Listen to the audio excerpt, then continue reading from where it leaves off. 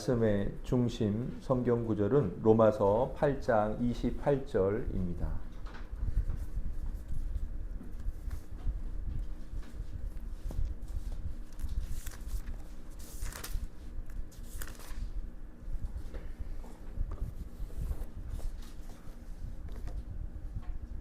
로마서 8장 28절 신약성경 250페이지입니다. 우리 함께 한 목소리로 복 되신 하나님의 말씀을 읽고 아멘 하도록 하겠습니다. 우리가 알거니와 하나님을 사랑하는 자 곧 그의 뜻대로 부르심을 입은 자들에게는 모든 것이 합력하여 선을 이루느니라. 아멘. 진규 성도님 됐을까요?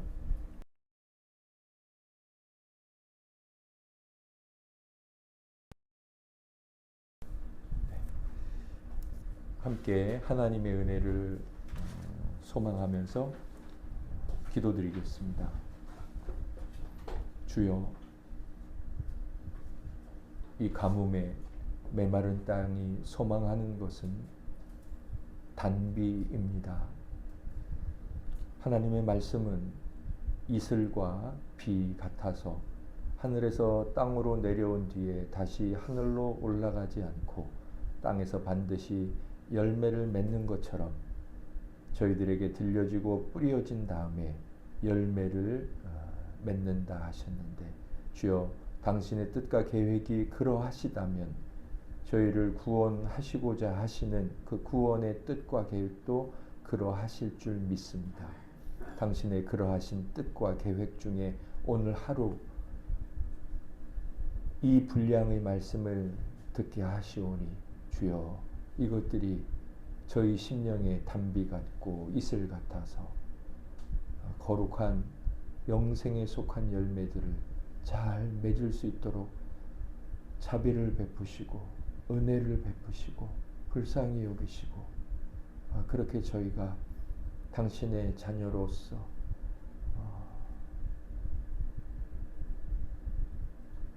당신께 영광이 되는 그리스도를 닮아가는 삶이 되게 해 주시옵소서.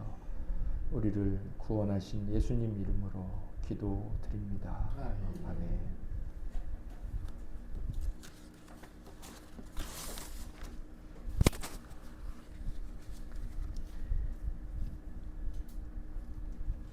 오늘 우리가 함께 들을 하나님 말씀의 제목은, 우리가 장차 하나님의 산에 올랐을 때 우리가 지금까지 걸어왔던 길인 저 광야와 곧 들어가게 될 영광스러운 나라인 가나안을 둘 다 보게 될 것입니다.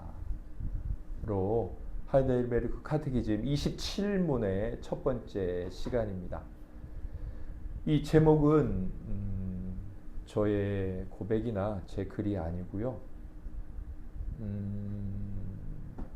존 플라벨 목사님의 섭리의 신비라는 책의 한 내용의 글귀입니다.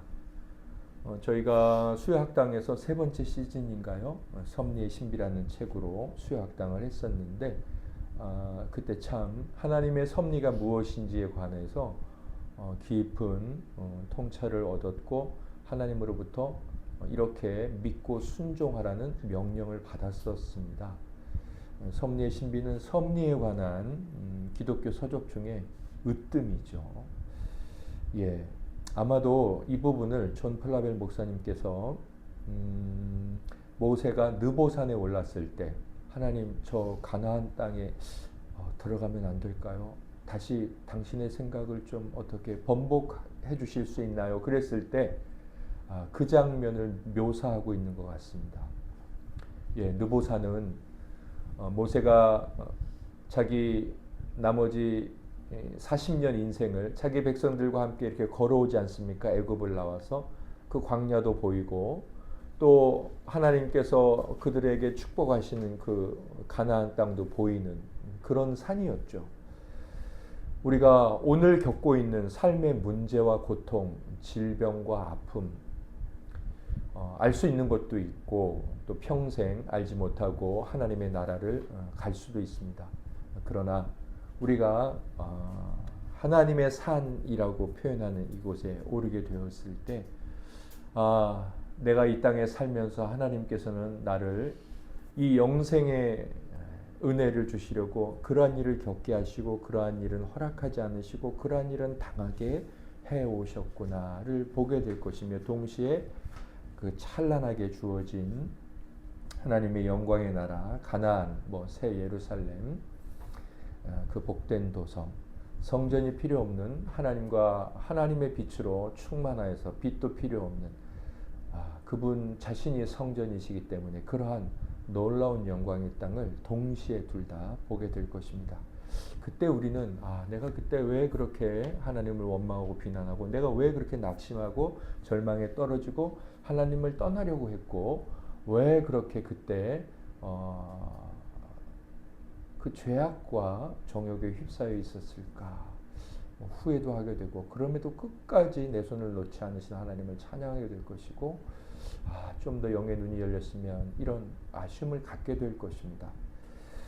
제가 오늘 이 말씀을 드리면서 하나님의 산에 오르게 되면 우리가 하나님이 하시는 일을 이렇게 통찰력 있게 보게 된다는 그 말씀인데, 사실 이 하나님의 산은 일반적이고 그리고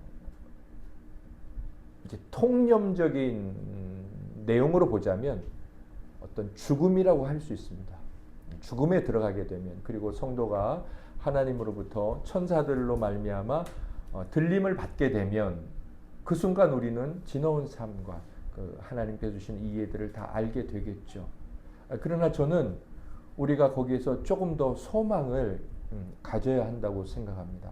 그것이 무엇이냐면, 우리가 죽기 전에도, 이 땅의 삶을 마무리하기 전에도, 영혼과 육신이 분리가 되기 전에도 하나님의 산에 오를 수 있다는 것입니다. 그래서 오늘 하이델베르크 27문 이 내용을 해가면서 하나님께서는 저와 여러분들에게 이렇게 산에 오르게 하실 것입니다. 저희들을 오르게 하실 거예요. 그래서 우리가 지금 가나안 땅을 보고 있죠. 그리고 지나온 앞으로 가게 될 가나안 땅이나 이 광야 모두를 보고 있습니다. 우리는 우리의 삶을 보고 있고 천국을 바라보고 있습니다.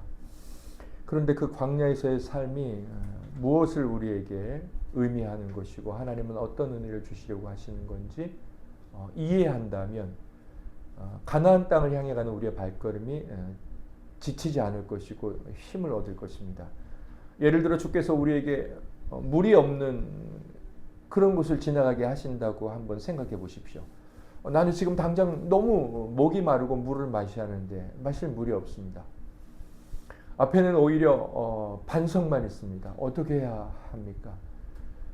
하나님께서 우리들에게 무엇을 보게 하시는 것인가를 생각하고 소망할 때 반석 대신 그리스도를 통하여 주시는 것들을 더욱 먹고 거기서 쏟아져 나오는 것들로 내 가람을 해결해야 되겠다라고 그 반석 대신 예수 그리스도 앞에 나아가라라고 말씀하시는 그 하나님의 말씀을 그 갈증 중에 들어야 되겠죠. 그래서 그 갈증을 허락하시고 물들을 거두어 가시는 그 하나님의 일, 그리고 그 일을 통해 오히려 원망과 불평이 아니라 그 갈증 중에 예수 그리스도를 더욱 밝히 보여주시는 그 하나님의 깊으신 역사, 이걸 다 한마디로 말하면 섭리죠. 그래서 오늘 17문에 이제 섭리를 배우게 될 텐데, 이것을 배우면서 우리 안에 믿음을 허락하시는 하나님의 은혜로 말미암아 하나님의 산에 올라서 광야를 보고 그 광야에 대한 깊은 이해가 있고 가나안 땅에 대한 경건하고 참된 이 소망, 그것들이 우리 안에 있게 될 것입니다. 27문, 하나님께서 이제 저 여러분들을 하나님의 산으로 끌고 올라가는 이제 사역이 시작되는데요. 질문은 이렇습니다. 답은 여러분께서 읽으시겠습니다. 하나님의 섭리란 무슨 뜻입니까?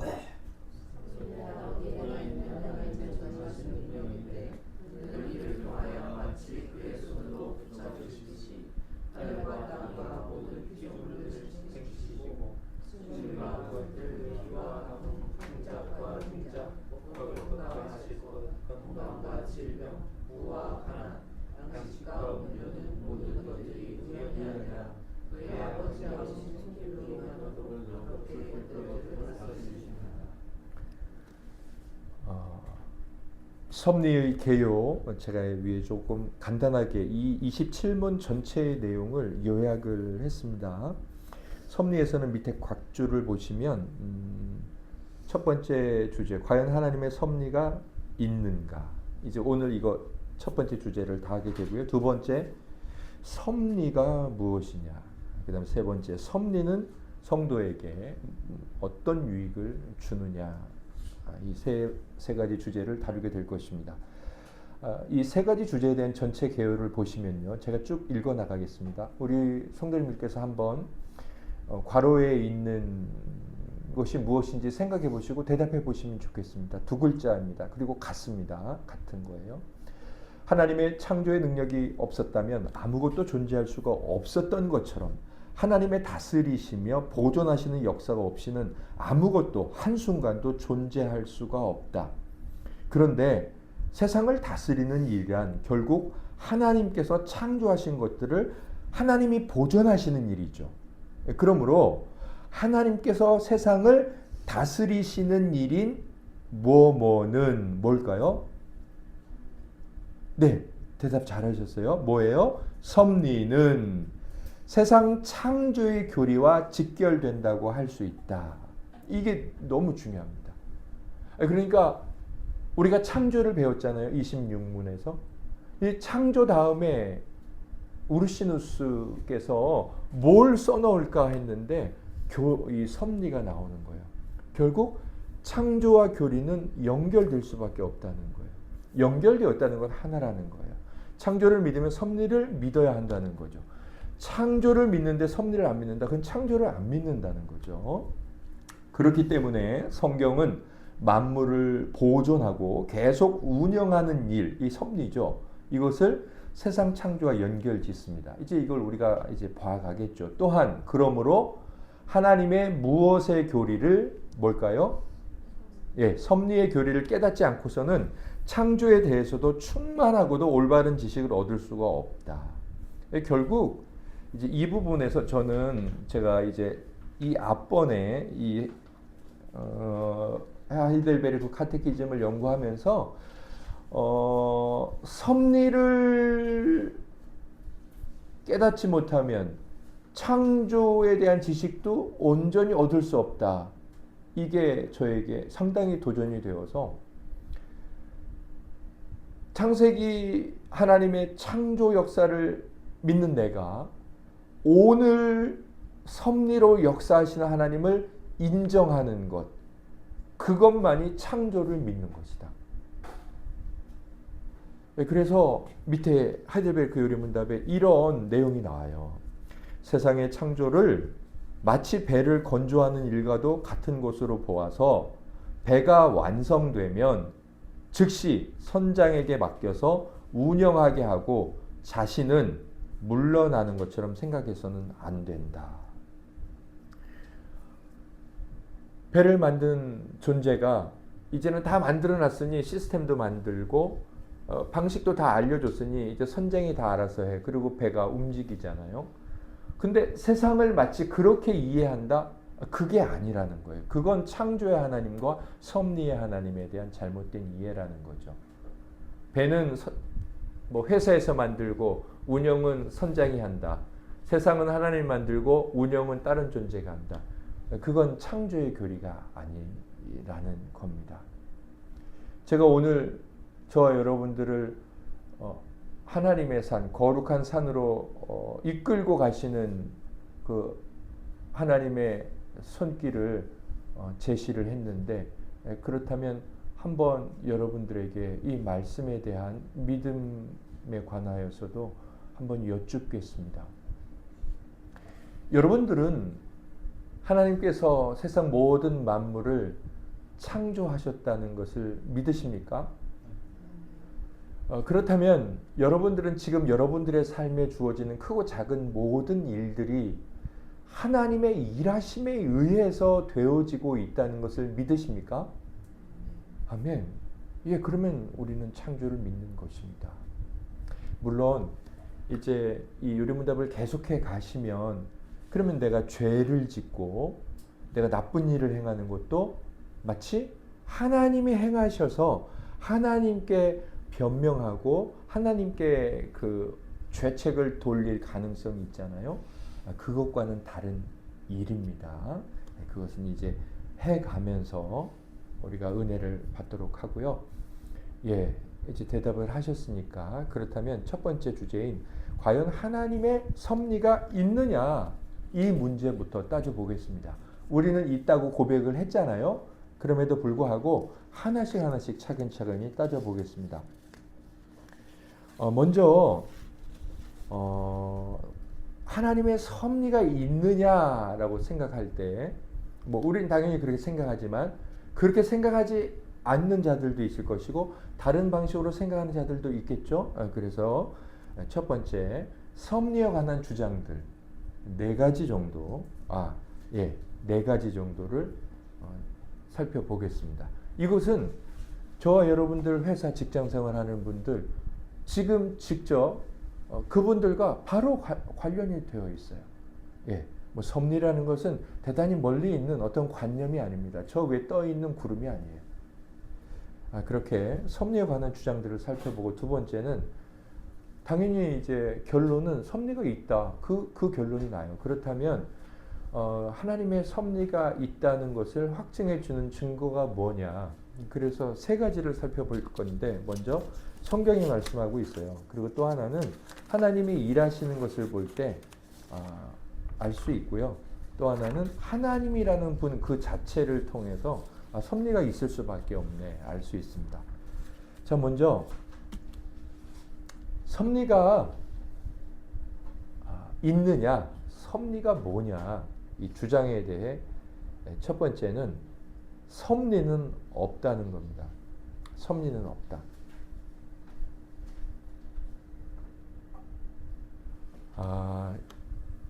이게 굉장히 뭐 섭리가 있느냐 없느냐 이렇게 말하는 게 뭔가 우리의 삶과 직접적으로 상관없는 말같이 느껴지시잖아요. 그러니까 섭리가 없다라는 걸 보통 이제 누가 주장했느냐라고 자료를 한번 찾아보세요. 자료를 찾아보시면 뭐 데모크리토스 뭐 이런 사람들 이름이 나옵니다. 그러니까 뭐 그 철학책을 이렇게 철학사를 보시면 처음에 이제 세계는 뭐로 존재되어 있지? 뭐 물, 땅, 불, 흙 뭐 이렇게 주장하는 그런 사람들이 있습니다. 지금도 전 세계는 이제 두 가지로 나누어져 있을 수 있습니다. 뭐 여러 가지 두 가지로 말할 수 있는데 유물론, 네, 유물론은 이제 공산주의와 사회주의죠. 그게 나에게 뭐가 이렇게 중요해? 이렇게 생각할 수 있지만 주식을 하는 분들에게 굉장히 중요해요. 왜냐하면 지금 미국과 이란과의 전쟁, 그리고 그 미국이 대척점에 세워놓은 이란, 중국, 러시아, 북한 이 네 그룹, 항상 미국은 그 네 그룹을 묶죠. 이게 뭐냐면 유물론이에요. 이들이 뭐 지금 내가 하고 있는 섭리나 뭐 이게 있느냐 없느냐 뭐 상관이 없는 것 같지만 이건 저희들의 피부에 직접 와닿아요. 돈 여러분들의 피부에 와닿잖아요.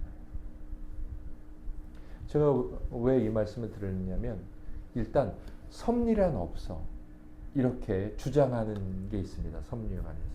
그러니까 섭리가 없다는 건 뭐가 없다는 거예요? 하나님이 없다는 겁니다. 그러면 신이 없다는 거죠. 유물 그냥 물질이야. 물질이야.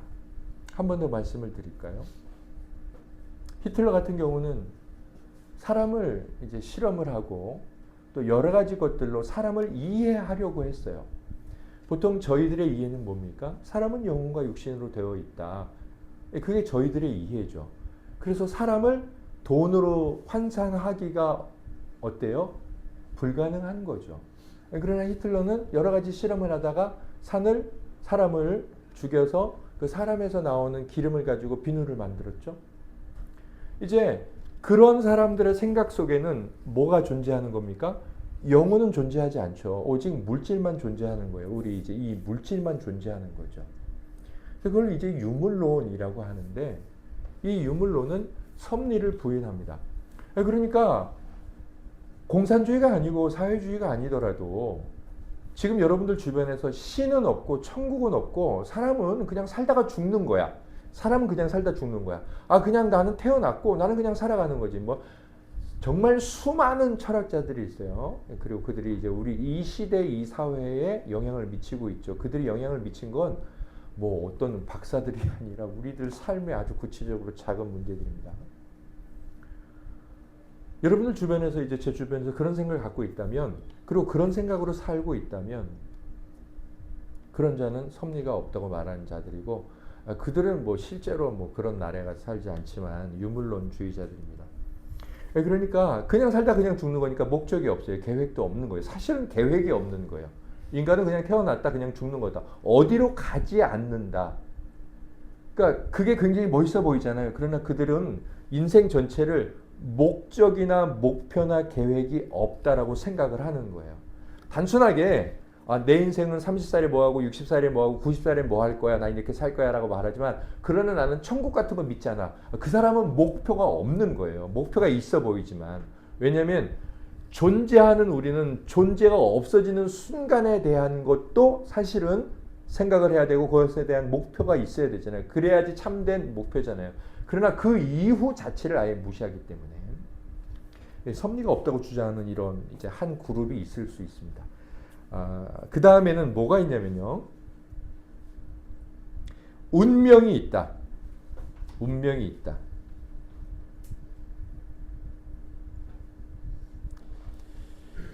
뭐 이제 제가 그 옆에 본질 자체에 존재하는 절대적 필연성 이렇게 말했습니다. 본질 자체에 존재하는 절대적 필요성. 어제 목사님들을 만나서 제가 이제 한 달에 한 번씩 교제를 하는데 제가 좀 견과류를 잘 못 먹어요. 제 몸에 좀 뭐가 나서. 그래서 체질이 좀 바뀌기도 하나 보게 되는데, 한 목사님께서 뭐 그 유명한 의사가 이야기했는데 체질은 바뀌지 않아요. 그렇게 말씀하시더라고요. 그러면서 왜 그런지는 모르겠지만 그 의사가 혈액이 바뀌지 않는 것처럼, 혈액형 안 바뀌잖아요. 죽을 때까지. 그것처럼 체질도 안 바뀐다고 그랬다고 하더라고요. 그래서 왜 그런지는 모르겠지만 그런 것처럼 그런다고 말하니까 그렇게는 들리네요. 이렇게 말씀을 드렸는데요. 어떤 존재, 사람이라는 존재에게 필연성, 우리 이제 필연성 배웠지 않습니까? 지난주에. 반드시 그렇게만 되어야 하는 성질, 절대적인 필연성이에요. 그러니까 바뀔 수가 없는 뭔가가 우리에게 있어요. 그걸 뭐라고 말하죠? 운명이라고 말하죠. 그러니까 하나의 본질, 어떤 한 인간에게 반드시 그렇게 될 수밖에 없는 것들을 다 갖고 태어난다는 거예요. 절대적 필연성. 그걸 우리는 운명이라고 말하죠. 섭리라는 없어.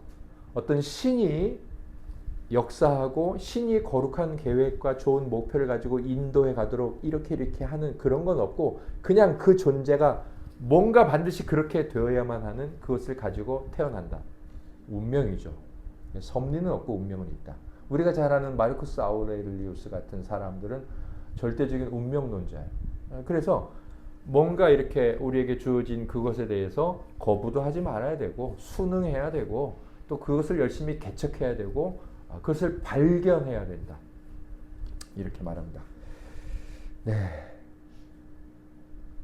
또 하나는 이제 세 번째인데, 뭐 절대자가 신이죠. 뭐 만물을 바라보고 알기는 한다. 그러니까 하나님을 인정합니다.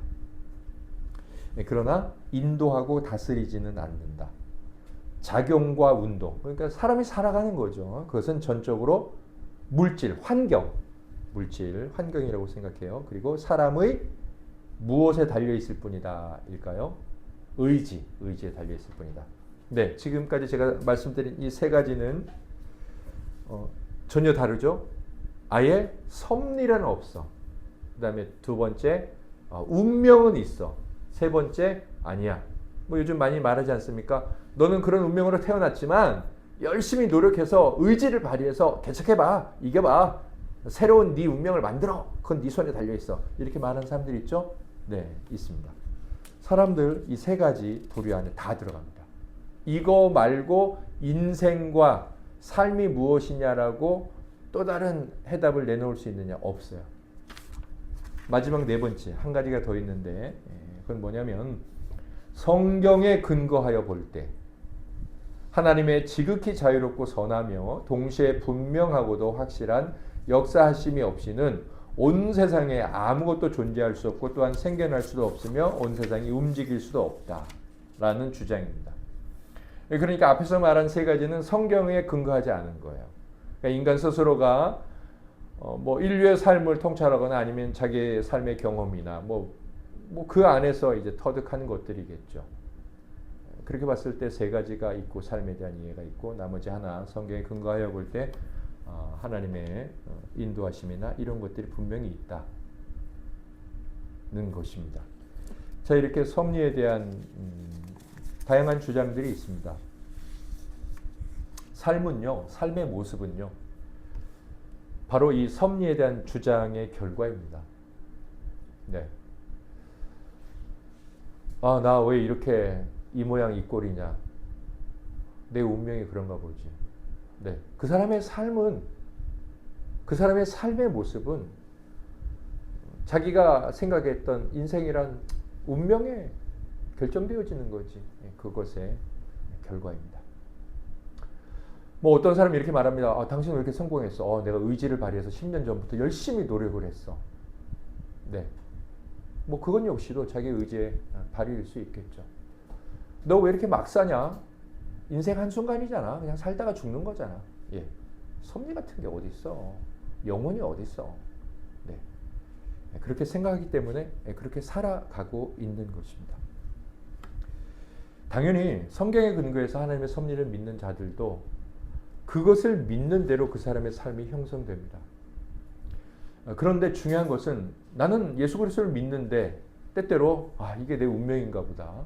그냥 한번 내 의지를 발휘해 보자. 내가 의지를 발휘했는데 왜 안 되지? 하나님 나를 버리신 건가? 또 때때로 어떤 사람들은 분명히 섭리를 믿고 있지만 인생 한순간이야. 그냥 사는 거지 뭐. 이렇게 살아가고 있는 모습이 있다는 거죠. 왜 그럴까요? 네 번째, 성경에 근거하여 볼 때 그 하나님의 일하심을 믿는데 왜 그럴까요? 단순하죠. 섭리를 믿는 믿음이 우리에게 너무 연약한 거예요. 그리고 섭리를 사실은 인정하지 않는 겁니다. 그리고 섭리를 잘 모르는 겁니다. 그래서 저와 여러분들은 오늘 하나님께서 저희를 이렇게 이끌고 올라가시잖아요. 하나님은 우리들에게 그 은혜와 믿음을 안 주실 이유가 전혀 없습니다. 그래서 오늘 우리는 하나님 앞에 이런 하나님의 손에 이끌려가는 우리가 비록 강제적으로 갈지라도 이런 마음의 소원을 아뢰야 합니다. 말씀을 들으시면서 하나님 저에게 섭리가 뭔지 정확히 알려주세요. 하나님 저에게 섭리가 바로 저의 삶에 이 세상 모든 사람들 가운데 단 유일하게 저에게 가장 딱 알맞는 당신의 지혜로 지금도 주어지고 있습니다. 저는 그것을 믿습니다. 그래서 두 번째 구해야 되고 알려주세요. 저는 믿습니다. 그리고 이렇게 구해야 합니다. 하나님, 제가 이 일에 실패하더라도 다시금 당신께서 저를 일으켜 주실 것을 믿습니다. 일으켜 주세요. 그 기도도 좋지만 일으켜 주실 것을 믿습니다. 왜냐하면 그런 섭리를 하나님이 약속을 하셨으니까. 약속을 하셨잖아요. 베드로 빠져가는 베드로 그냥 잡아주시잖아요. 저는 그것을 믿습니다. 제가 회개하고 당신 앞에 다시 설 때 당신은 저에게 다시금 이 섭리에 대한 믿음을 더 굳건하게 하옵소서. 이런 기도를 드리시면서 이 다음 이제 섭리의 교리를 확증하는 증거들을 읽어 나갈 거니까 간구하셔야 되는데요. 먼저는 섭리가 있어요. 여러분들이 믿든지 안 믿든지. 그건 여러분들의 자유죠.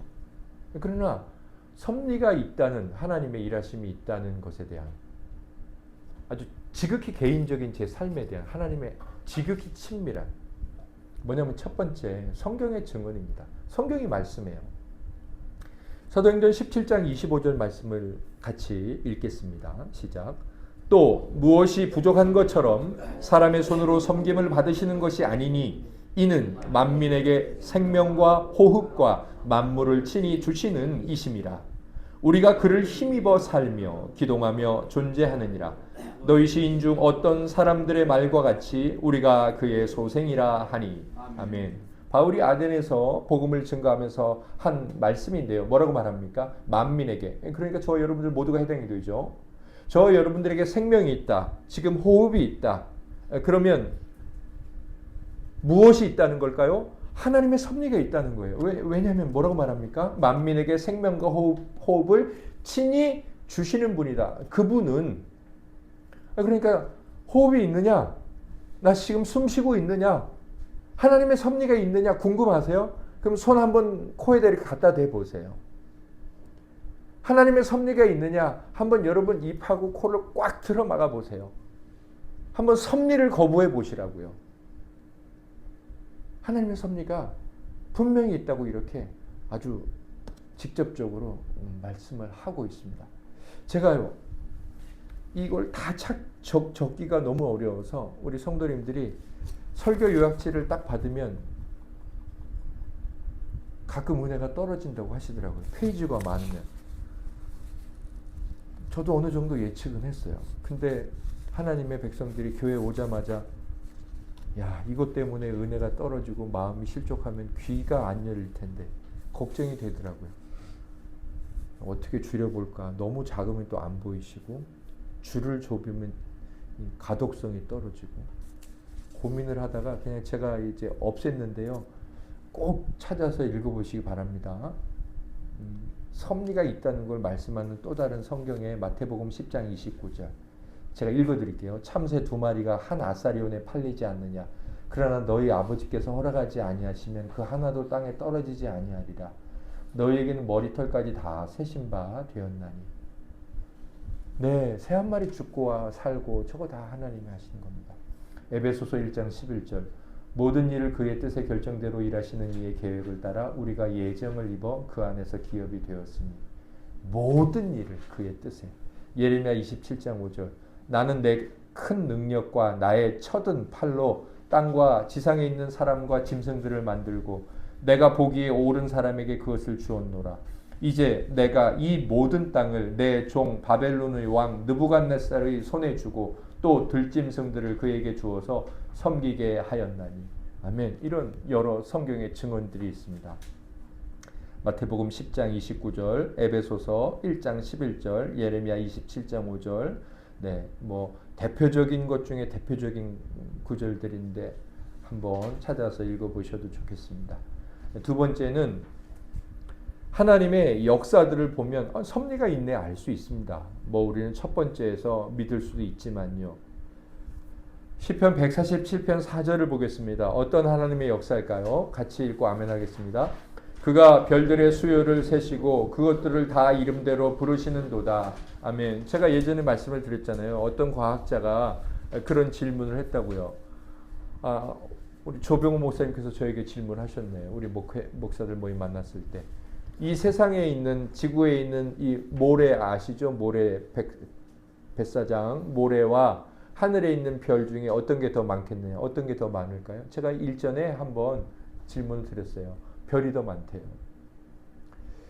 그런데 성경에서 뭐라고 말하냐면 하나님이 별들의 수를 세신대요.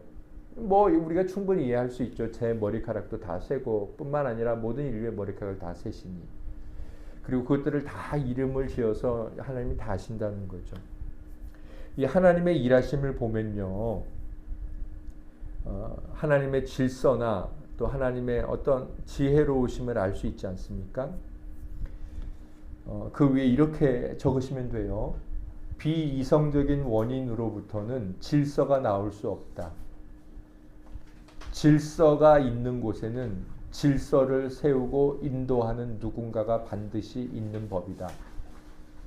다 질서예요. 이 세상은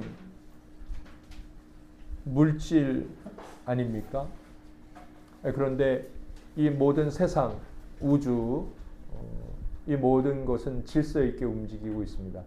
그렇게 많은 별이 충돌하지 않습니다. 뭐 가끔 충돌하기도 하지만 이 지구를 향해서 충돌하지 않습니다. 뭐 가끔 날라왔다고 역사 속에 있기는 하기도 합니다만 질서가 있죠. 아침이 되면 해가 뜨고 밤이 되면 달이 뜨고 참 놀라운 질서죠. 그런데 그런 질서가 비이성적인 존재로부터 나오겠느냐 하는 거죠. 바위가 그 넘어지는 그 게임 뭐 그런 것들을 조작하고 운전할 수 있겠느냐 하는 거예요. 이 땅에 있는 만유 가운데 질서를 보면 뭔가 이성적인 존재, 그것도 가장 절대적이고 가장 지혜로운 존재 하나님이 계시다. 그분의 일하심이 있구나 알 수 있다는 겁니다. 시편 94편 9절을 읽겠습니다. 귀를 지으신 이가 듣지 아니하시랴, 눈을 만드신 이가 보지 아니하시랴. 아멘. 이 말씀을 보면 예를 들어서 사람은 작은 세계죠. 사람은 작은 세계라고 말할 수 있습니다. 그리고 그 작은 세계는 보이지 않는 정신 또 지성의 다스림을 받죠. 그렇다면 큰 세계라고 할 수 있는 이 만유, 이것은 당연히 지성, 정신이라고 할 수 있는 어떤 존재의 다스림을 받지 않겠느냐. 눈에 보이지 않는 그분은 신이지 않겠느냐. 그런 걸 볼 때, 우리 자신 인간을 볼 때 모든 만유에 대한 하나님의 통치를 알 수 있지 않겠느냐. 이렇게 기록하고 있습니다.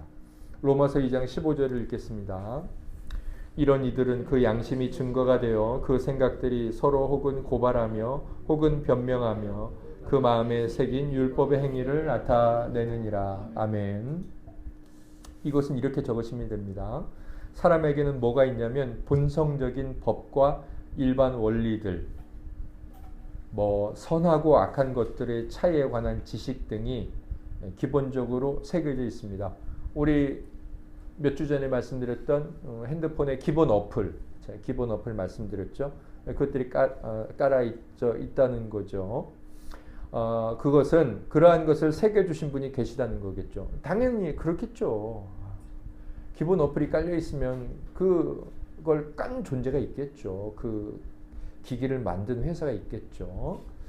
그런데 그러한 분은 당연히 사람의 행위들을 돌아보신다는 것은 분명하다. 네, 핸드폰을 만든 회사는 그것을 사용하고 있는 사람보다 더 낫겠죠. 아무튼 이런 사람에게 있는 어떤 본성적인 원리들 이런 것들을 보면 그것들을 설치하시고 그것들을 운영하시는 존재가 계시다는 겁니다. 당연히 섭리가 있고 그분은 하나님이라고 말씀하고 있다는 거죠. 성경이 첫 번째로 증언하고 있지 않습니까? 그런 일을 하는 분이 하나님이라고. 로마서 2장 15절을 읽겠습니다. 이런 이들은 그 양심이 증거가 되어 그 생각들이 서로 혹은 고발하며 혹은 변명하여 그 마음에 새긴 율법의 행위를 나타내느니라. 아멘. 악인이 죄를 범한 후에 양심의 가책을 느끼죠. 네, 뭐 덜 느낄 수도 있습니다. 그러나 그것은 덜 느끼고 무시하는 것뿐이지 양심의 가책을 느낍니다. 사람의 은밀한 것들을 아시며 그들의 죄를 벌하시며 그들의 사악함에 대해 갚으시며 또한 그런 내적인 두려움이 마음속에서 우러나오도록 하시는 하나님이 반드시 계시다는 것을 입증해 줍니다. 이런 죄로 인한 양심의 가책 같은 것을 볼 때도 하나님의 섭리가 있다는 것을 알 수 있습니다. 또 그 다음 말씀을 읽겠습니다. 시편 58편 10절입니다. 의인이 악인의 보복당함을 보고 기뻐하며 그의 발을 악인의 피에 씻으리로다. 그때 사람의 말이 진실로 의인에게 갚음이 있고 진실로 땅에서 심판하시는 하나님이 계시다 하리로다. 아멘. 이 땅에서는 뭐 의인과 악인에 대한 하나님의 심판하심 또 그런 일들이 완전히 다 이루어지진 않지만 반드시 그런 일들이 계속해서 일어나고 있다는 겁니다. 여기에 이렇게 적으시면 되겠죠. 사람들의 행위들의 상급과 형벌이 있다는 사실은 자연의 법들을 시행하는 자가 반드시 있다는 것을 증거해 준다. 성경에 보면 의인이 나오죠. 의인. 그리고 그 의인은 하나님을 믿는 자들이죠. 믿는 자들인데 가끔 이제 성경에서 하나님께서 하나님의 율법을 행하는 자들, 그러니까 하나님을 믿고 구원 얻은 자들이 아니라 하나님의 뜻을 지켜 행하려는 불신자들, 하나님을 믿지는 않지만 부모 말에 순종하고 도적질하지 않고 행패 부리지 않고 남을 해치지 않는 이제 그런 의미에서 의롭게 착하게 살려고 하는 자들 역시 하나님은 그렇지 않고 부모 말을 거스르거나 도둑질을 행하거나 또 이런 일을 행하는 사람보다 삶이 더 복되다, 이런 의미로도 받아들일 수 있습니다. 그리고 그것을 하나님께서는 이 자연 법칙에 적용해 놓으셨습니다. 그래서 예수 그리스도를 믿지 않아도 그러한 하나님의 말씀이 그대로 적용됩니다. 그래서 가만 보면 흉악범을 저지른 사람의 인생은 비참합니다. 그러나 최대한 하나님은 알지 못해도 하나님께서 말씀하신 십계명의 내용들을 잘 지켜 행하는 사람의 인생은 비록 지옥에는 갈지언정 이 땅에서의 삶은 평탄하고 잘 삽니다. 그런 걸 봐도 하나님이 계시고 하나님의 섭리가 있다는 것을 알 수 있습니다. 잠언 8장 15절입니다. 같이 읽고 아멘 하겠습니다. 나로 말미암아 왕들이 치리하며 방백들이 공의를 세우며. 아멘. 세상의 모든 일들을 여러 가지 기준으로 바라볼 수 있습니다. 또 여러 가지 결과를 바라보면서 그 일을 평가할 수도 있습니다. 세계 역사들, 나라의 일들에 대해서도 마찬가지겠죠. 저는 그렇다고 생각할 수 있다고 봅니다. 그분이 갖고 계신 어떤 안경이 있잖아요. 파란 안경을 꼈는데 파랗게 보는 건 지극히 당연하겠죠. 뭐라고 하겠습니까? 그냥 그렇구나 이렇게 생각을 하는 거죠. 섭리란 없어. 운명이 있어. 인간의 의지에 달려 있는 거지. 그런 생각을 갖고 세계에서 일어나고 있는 각국의 역사들 그렇게 보겠다는데 어떻게 하겠습니까? 그렇게 보는 거겠죠.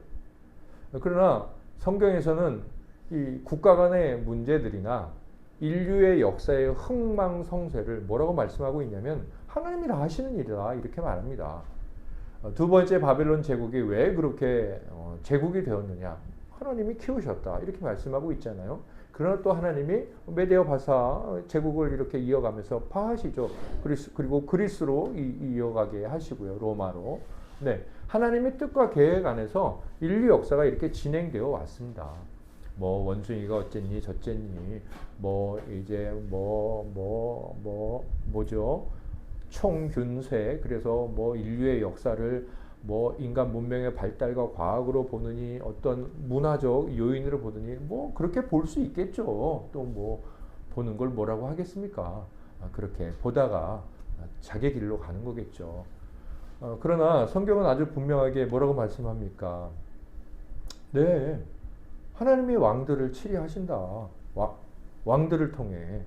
또 하나님이 방백들, 리더들, 재판관들 그런 자들의 공의를 세우게 하신다. 하나님으로 말미암아. 그래서 이렇게 적을 수 있습니다.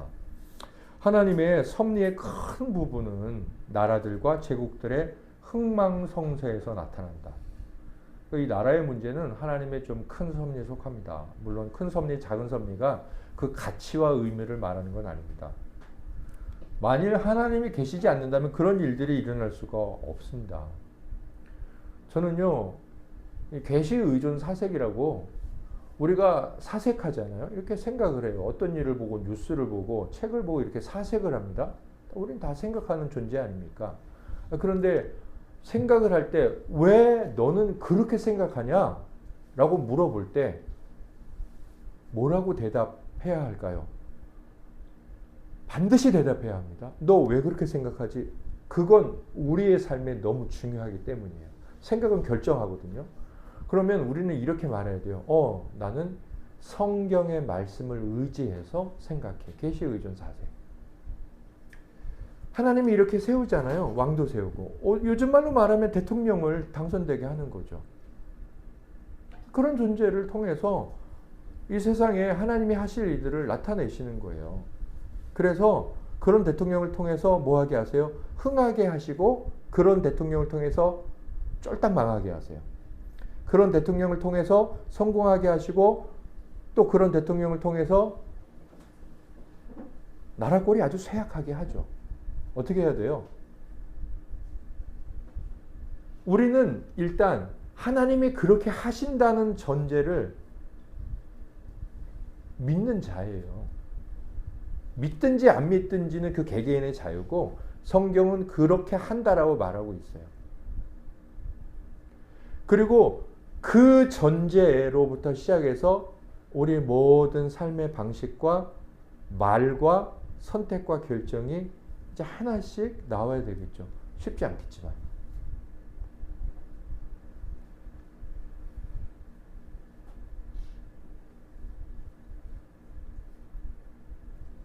그래서 신앙은 정치보다 위에 있는 거예요. 그래서 신앙은 정치화되면 안 돼요. 그리고 신앙인이 정치인 아래 가면 안 돼요. 그리고 신자는 절대 정치에 휘둘려서는 안 돼요. 신앙은 정치와 비교도 되지 않을 만큼 높은 곳에 있습니다.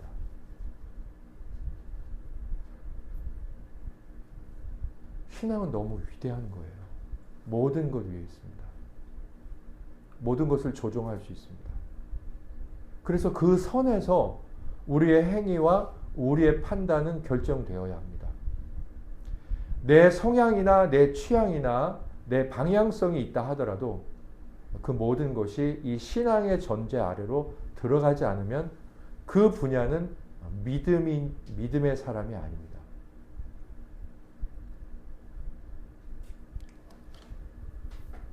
그래서 저는 어떤 성향이든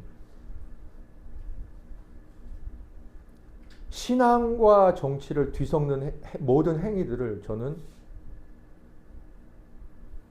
싫어합니다.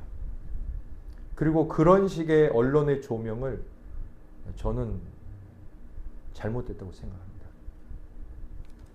그게 어떤 분야고 어디든. 대통령이 감옥에서 성경을 읽었다. 저는 그것이 그 개인적으로는 유익할 줄 모르나 그것이 신앙에 아무런 유익도 끼친다고 생각하지 않습니다. 그것은 신앙을 정치로 뒤섞는 일입니다. 반대로 그 반대도 똑같습니다.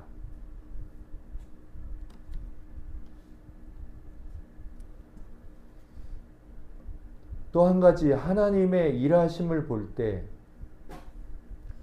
충분히 섭리가 있네. 하나님이 계시네. 이것을 말할 수밖에 없는 일들이 있어요. 에스라 1장 1절 보시면 우리가 이제 맥주인 성경 읽기를 하면 이걸 이제 새해에 읽거든요. 새해에. 함께 읽어보시겠습니다. 바사왕 고레스 원년에 여호와께서 예레미야의 입을 통하여 하신 말씀을 이루게 하시려고 바사왕 고레스의 마음을 감동시키심에 그가 온 나라에 공포도 하고 조서도 내려 이르되. 아멘. 거기 보시면요, 일반 사람들의 능력을 훨씬 더 능가하는 몇몇 영웅들이 있죠. 네, 우리나라 뭐 안중근, 유관순 이런 분들이 계시죠. 이순신 있습니다. 그런 분들의 탁월한 덕성과 공적들과 성공이 인류 역사 가운데는 있었죠. 또 훌륭한 은사들을 가진 그런 분들이 계셨죠. 뭐 신앙적으로 뿐만 아니라 그 다음에 탁월한 재능을 가진 분들이 계셨죠. 뭐 얼마나 많습니까? 예, 뭐 바하, 음악에는 바하, 뭐 많이 있죠. 뭐 많이 있습니다. 뭐 의료 분야에도 이런 것들이 특정한 개인들에게 부여되죠.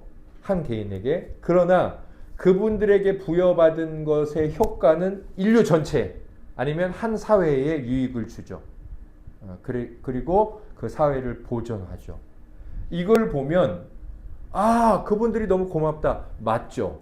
그러나 그런 자들을 세워서 일하시는 하나님이 있다는 것을 알 수 있다는 겁니다.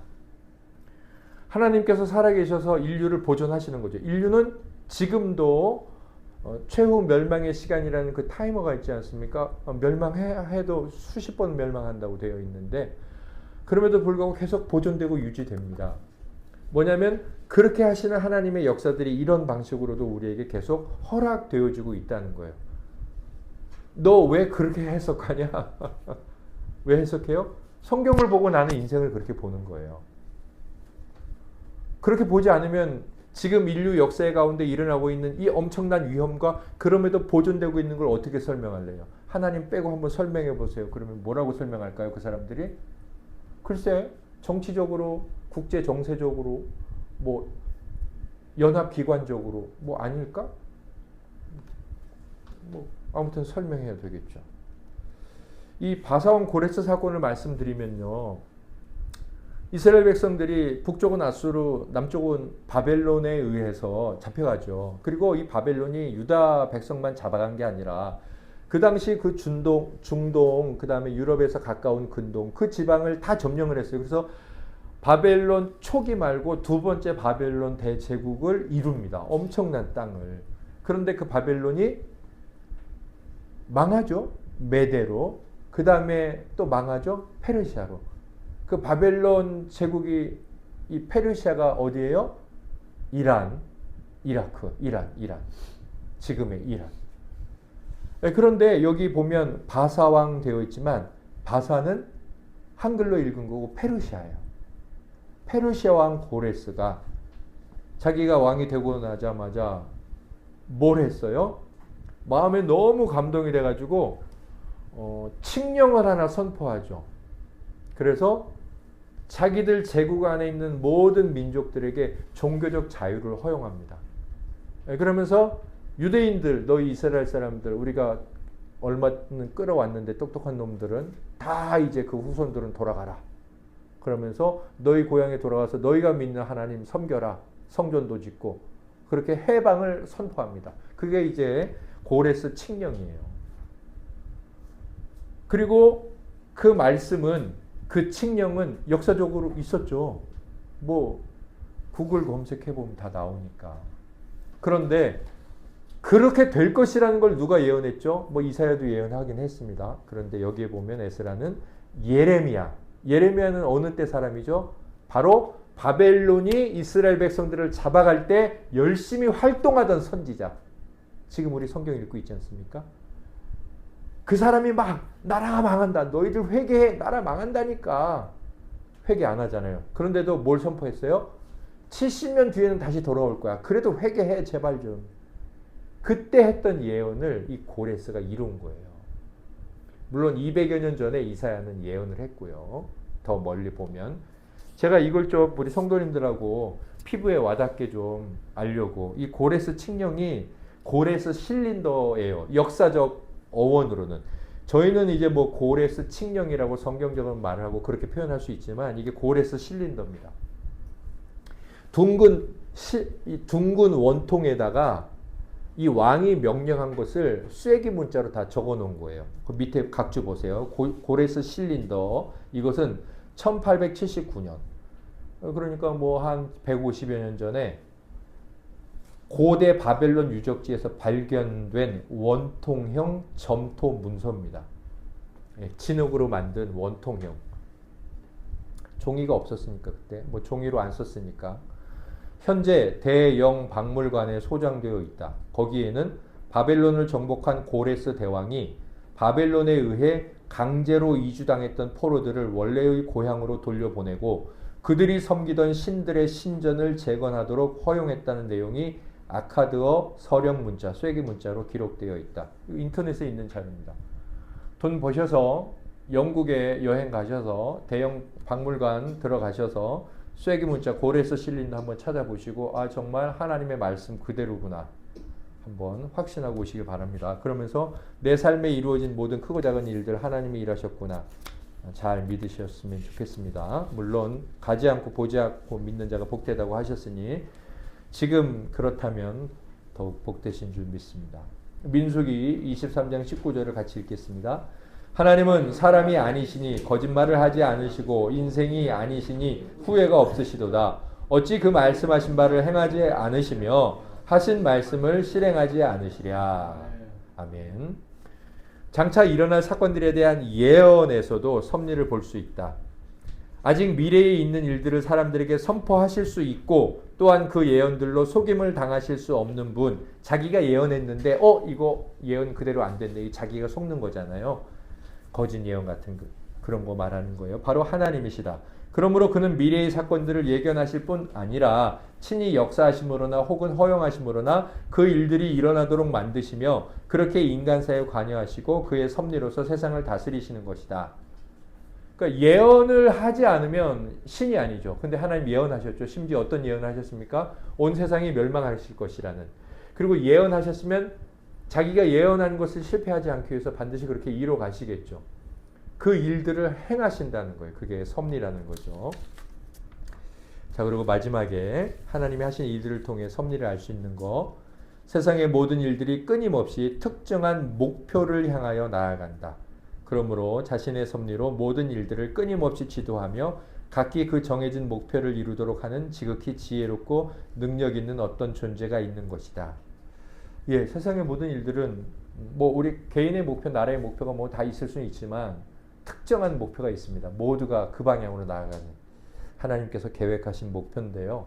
하나님께서 말씀하신 1차적으로는 세상의 멸망이고요. 본질적, 완성적으로는 하나님이 말씀하신 그 온전한 세상, 최후 심판을 통한 하나님의 영광입니다.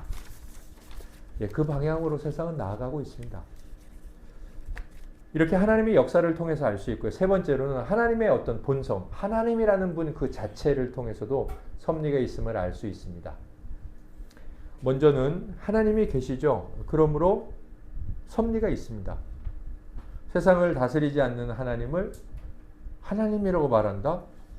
사실 그것은 하나님을 부인하는 겁니다. 네. 하나님은 두 번째, 전능하셔서 그가 원하지 않으시는 일은 무엇이든 일어날 수가 없고 그가 원하지 않으시는 방식으로도 일어날 수가 없죠. 그게 전능하심 아닙니까?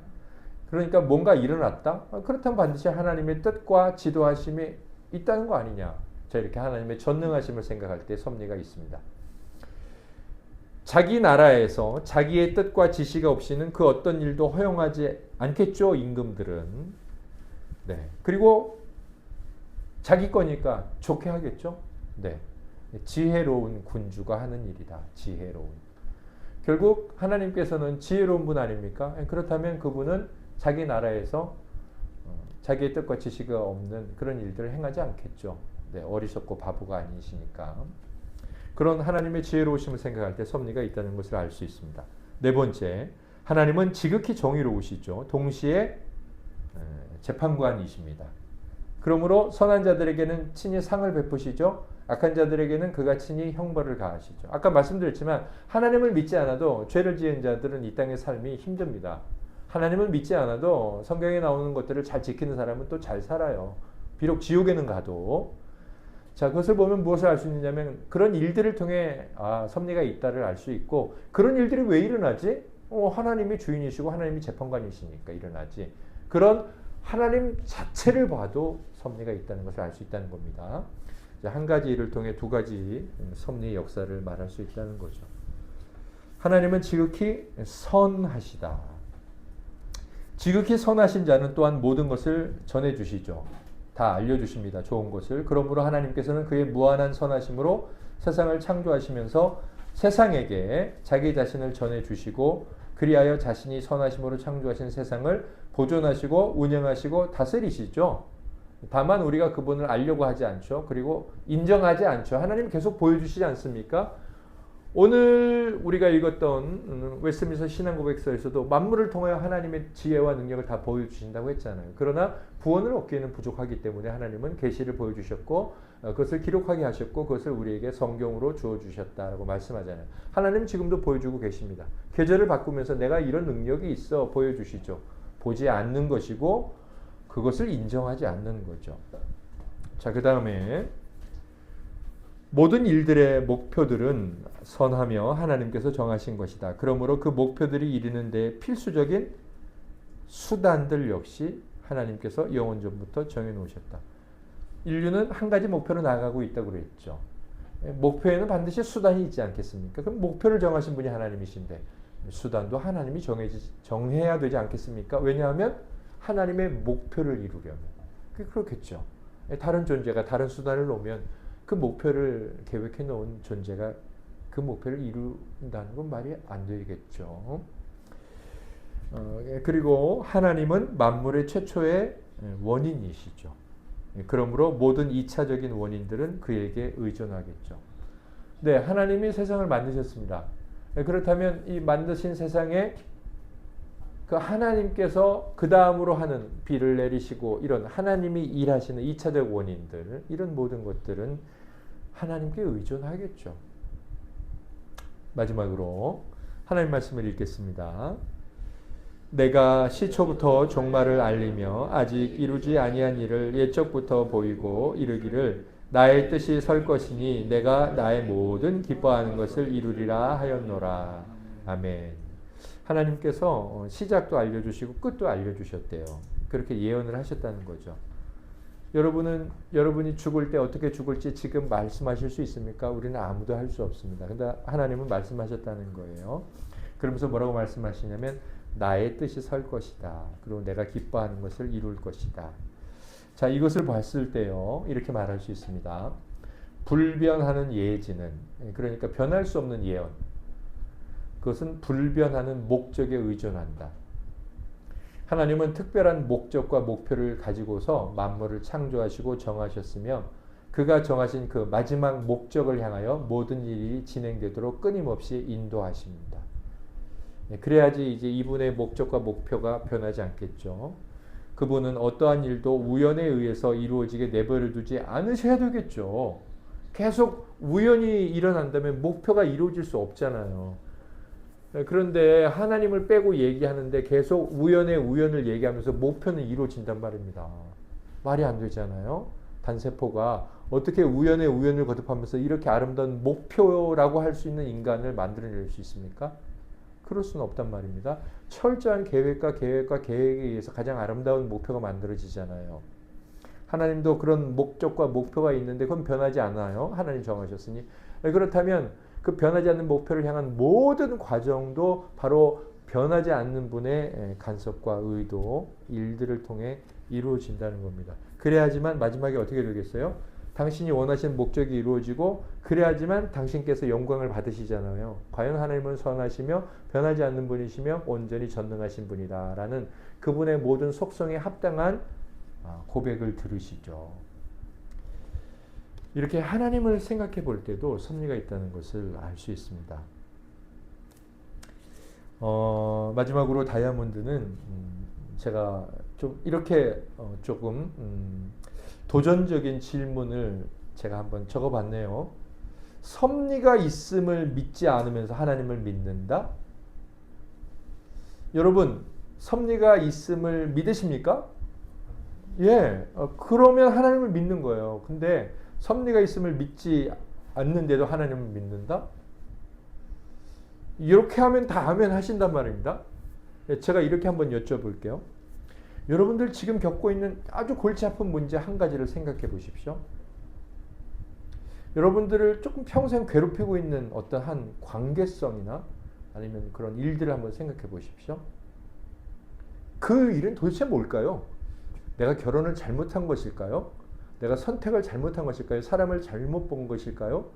아니면 내가 그때 그 한마디를 잘못한 것일까요? 아니면 내가 그 물건을 잘못 산 것일까요? 내가 자식을 잘못 낳은 것일까요? 부모님의 실수일까요? 뭘까요? 제가 지금 말씀드린 모든 것들에는 뭐가 있냐면 맨 처음에 말씀드렸던 인생은 뭐냐? 그냥 살다 죽는 거지. 이런 생각에 근거해서 그런 질문을 했을 수도 있고, 또 하나는 운명의 장난이야 진짜. 왜 그래가지고 그렇게 내 운명에 그랬나 보지. 그 다음에는 뭐가 또 있어요?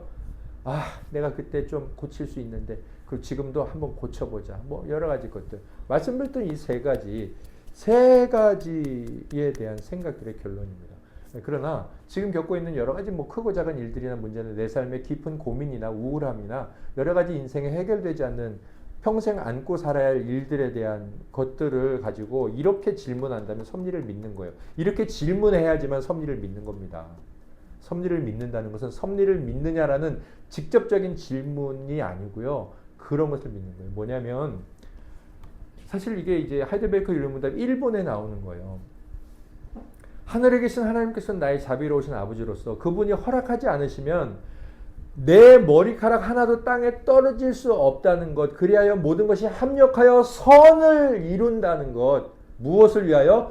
나의 영생을 위하여. 나의 영생을 위하여 내 모든 일이 합력하여 선을 이룬다. 그러니까 하나님께서 나를 천국 데려가게 하시려고, 반드시 천국 데려가게 하시려고 이 일을 허락하셨어 라고 내가 그 하나님의 일하심과 그렇게 일하시는 목적을 분명히 고백하고 있다면, 오늘 로마서 8장 28절 말씀을 읽었죠. 하나님을 사랑한 자 곧 그의 뜻대로 부르심을 받은 자는 모든 것이 합력하여 선을 이루시느니라. 그렇다면 섭리가 믿는 거예요. 너 섭리를 믿냐? 이것은 로마서 8장 28절을 믿는 거지 나 섭리를 믿어라고 말하는 게 아니에요. 섭리라고 말하는 게 절대로 아니에요. 그렇게 뭉뚱그리는 게 아닙니다. 아주 구체적인 골치 아픈 지금의 사건을 가지고 이것조차도 하나님의 일하심 아래에 있다는, 하나님의 손 아래에 있다는 것을 인정하는 거예요. 그리고 그 인정이 너무 괴로워요. 때로 어떤 일은. 그리고 몸부림을 치면서 비록 인정은 하지만 너무 버거웠죠. 그리고 그 버거운 게 어떤 때는 인정 안 하는 것처럼 여겨질 수도 있어요. 자신이나. 그럼에도 불구하고 씨름하죠? 씨름해야 될 수밖에 없어요. 왜? 인정은 하고 싶은데 인정이 안 돼. 이 두 가지 고민이 우리 앞에 있지 않습니까? 이걸 평생 끌어안고 살아야 된다니. 그럼에도 불구하고 뭔가 이것은 천국 문을 열고 나를 끌어들이시는 그분의 손과 함께 붙들려 있는 것이지 뭐. 라고 고백하면서 어거스틴이 그 하나님의 도성에서 이렇게 썼어요. 제가 다시 이제 읽었는데 너무 아름답고 은혜로운 글이 나오는데 깜짝 놀래가지고 거기도 이제 그 11장인가부터 그 왜 이렇게 두 도성이 생겼는지가 나와요. 제일 먼저 나오는 게 이제 그거의 2절인가에서 섭리가 나오는데 너무 아름다웠어요. 하나님의 섭리를 이해할 수는 없다. 그런데 섭리를 믿을 수는 있다. 우리는 믿음을 되게 어렵게 생각하잖아요. 그런데 제가 그걸 딱 보면서 진짜 어려운 건 믿음이 아니라 이해구나. 여러분 생각해 보세요. 수학 문제 고등학생 3학년이 푸는 걸 초등학교 1학년 할 때 이거 이해해 그러면 절대로 이해 못해요. 이해를 하려면 그 6년이라는 12년이라는 시간이 쌓여야 돼요. 그런데 그 아이한테 너 이거 되게 어려운 거 믿어 안 믿어? 믿어. 믿는 건 이해보다 어떻게 보면 간단한 일이구나 그런 생각이 들었어요. 이걸 모든 상황에 적용할 수 있는지는 모르겠지만 하나님에겐 적용이 돼요. 하나님을 이해하는 건 어려워요. 섭리가 내 삶에 있느냐 이걸 이해하는 건 저는 불가능하다고 생각돼요. 하나님의 산에 올라도 흐릿흐릿해요. 그러나 믿을 수는 있어요. 믿는 건 단순하고 쉬워요. 있구나. 그거 나 천국 데려가려고 그렇게 내 인생의 짐을 평생 주셨어? 믿습니다. 믿는 건 쉬워요. 그 다음에 이걸 이해하려니까 어려운 거예요. 씨름을 하는 거죠. 그래서 믿으면 돼요. 하나님 믿습니다. 그게 섭리를 믿는 거예요. 제가 명목적 신앙은 실질적 불신앙이다 이렇게 좀 써봤어요. 이제 제가 설교를 하고 마무리 이렇게 디도서 1장 16절을 보니까 그들이 하나님을 시인하나 행위로는 부인하니 가증한 자요 복종하지 아니하는 자요 모든 선한 일을 버리는 자니라. 예수 믿는 자 중에도 많잖아요. 입으로는 시인하는데 행동으로는 부인해. 그러니까 하나님 믿는다라고 말하면서 하나님 내 삶을 간섭해라고 말하면서 실패하고 골치 아픈 건 그때는 하나님을 인정 안 해. 그러니까 명목적 신앙이죠. 그건 실질적 불신앙이에요. 내 인생에 왜 이렇게 불운이 닥쳤어? 그냥 단순해요. 하나님이 천국 데려가게 하시려고. 하나님을 믿는 건 아주 단순합니다. 너 왜 이렇게 좋게 말하냐? 너 하나님 다 좋게 말하네? 제가 깨달았어요. 하나님을 좋게 말하면 그게 신앙 고백이요. 너 왜 이렇게 네 인생이 힘드냐? 하나님 나 천국 데려가려고 그분이 나를 사랑해서 이런 일을 주셨어. 뭐든지 다 하나님을 좋게 말하잖아요. 그게 다 하나님의 속성이에요. 그게 하나님의 다 본성이고 그게 다 거룩한 신앙의 고백입니다. 그렇게 말하면 돼요. 그 다음에 삶은 씨름해야죠. 잘 안 믿어지니까. 하나님을 믿고 우리 삶에 일하시는 하나님의 섭리를 잘 받아들이고 고백하면서 그분을 찬양하고 뭐 그런 일 중에서도 기뻐하고 노래할 수 있는 지경에까지 우리가 나아갈 수 있다면 참 감사하겠습니다. 그런 은혜를 하나님 앞에 소망합니다. 찬송가 397장 주 사랑 안에 살면 함께 일어나서 가사를 생각하며 하나님께 내 삶을 주관하고 계신 하나님께 인정하며 찬양 올려 드리겠습니다.